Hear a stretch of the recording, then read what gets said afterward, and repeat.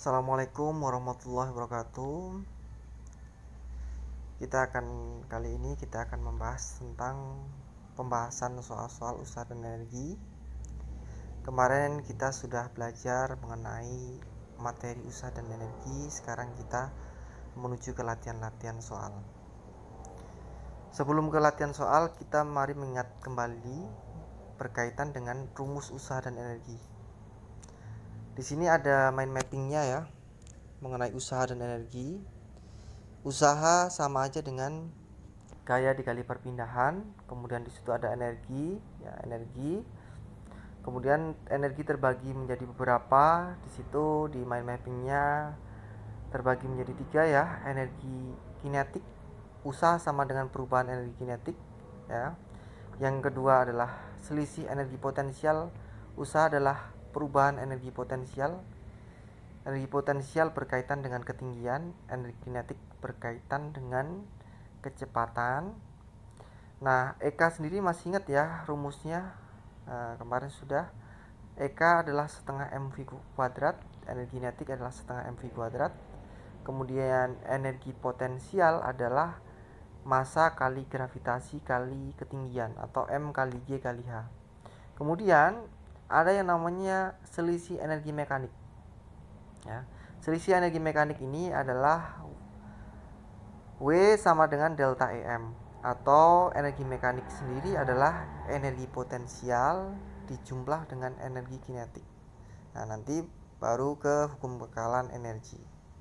Nah, mari kita ke latihan soalnya. Sebentar. Sebuah balok ditarik dengan gaya F 120 Newton. Nah, pertama berarti diketahuinya apa? Gaya ya, 120 Newton. Kemudian membentuk sudut 37 derajat. Nah, di sini ada 37 derajat terhadap arah horizontal, seperti terlihat pada gambar. Berarti diketahui juga di situ ada alfa atau sudut sebesar 37 derajat.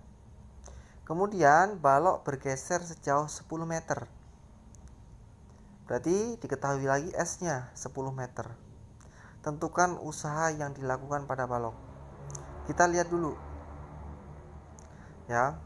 Di sini yang terlihat adalah ada gaya, ada perpindahan. Kemudian ada sudut.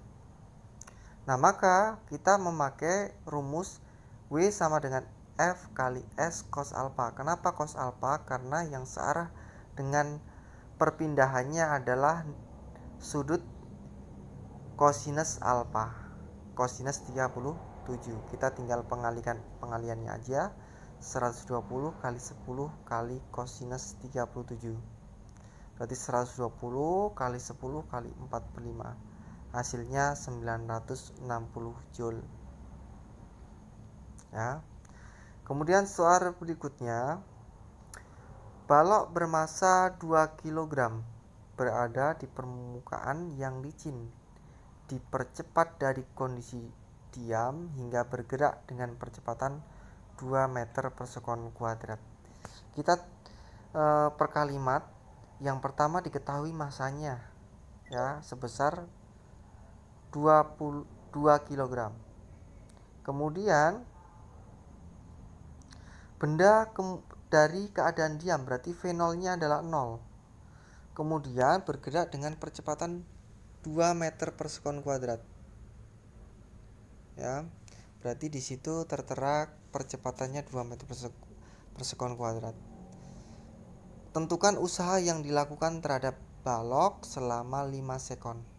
Ya. Nah, kita tahu bahwa usaha adalah perubahan energi kinetik. Berarti ada 2 yang harus kita cari. Ada 2 langkah yang harus kita cari. Pertama, kita mencari Vt-nya terlebih dahulu. Kenapa Vt-nya? Karena kondisinya benda dipercepat. Nah, di sini ada percepatannya 2 meter per sekon. Berarti otomatis Vt-nya setelah 5 detik kita menggunakan rumus GLBB dipercepat. Ya, berarti Vt sama dengan V0 plus AT. V0-nya kita udah ketahuan 0, A-nya 2, T-nya 5, berarti 0 tambah 10 meter per sekon kuadrat. Baru kita masukkan usaha sama dengan perubahan energi kinetik, berarti setengah M V ini sama aja dijabarkan ya, artinya setengah M nya dikeluarkan itu dari V2 kuadrat dan V1 kuadrat, maka hasilnya adalah setengah kali 2 dalam kurung 10 kuadrat dikurangi 0 kuadrat. Nah, hasilnya adalah 100 joule.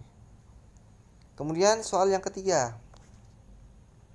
Benda bermasa 10 kg hendak digeser melalui permukaan bidang miring yang licin seperti tampak pada gambar. Tentukan usaha yang diperlukan untuk memindahkan benda tersebut. Nah, kalau untuk kasus seperti ini kita memakai adalah energi potensial, bahwa usaha adalah perubahan energi potensial. Kita lihat M kali G-nya kali S sin 37. Kenapa sin 37? Karena kita bisa lihat di situ ya, sudutnya yang mengapit adalah 37 derajat. Tinggal dikalikan saja 10 kali 10 kali 10 ya, masanya 10, gravitasinya 10, tetapan. Terus S-nya juga 10, tapi ingat kali 3/5 ya, kali sinus 37 derajat. Oke, paham ya? Kemudian berikutnya ada lagi, kalau menemukan soal yang tipe seperti ini, maka kalian langsung saja bahwa kalian cari berapa luas yang diarsir. Nah, itu kan ada grafik gaya terhadap perpindahan.